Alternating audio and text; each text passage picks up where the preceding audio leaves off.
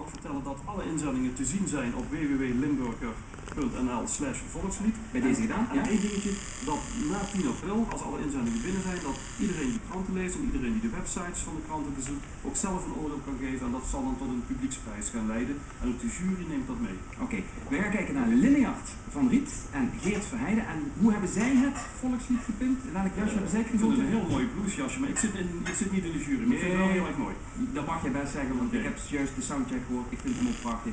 Een heel bijzondere variant van het Limburgs volkslied. En u thuis wordt uitgedaagd om al die andere varianten te gaan bedenken en in te sturen.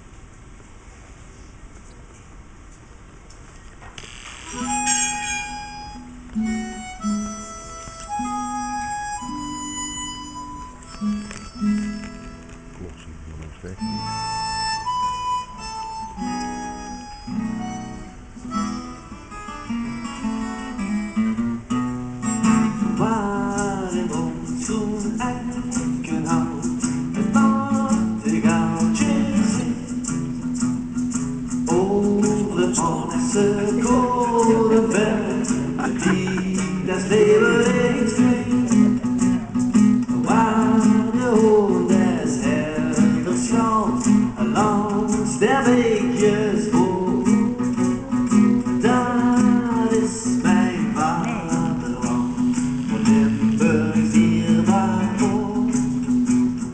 Daar is mijn vaderland, voor Limburg dierbaar ook.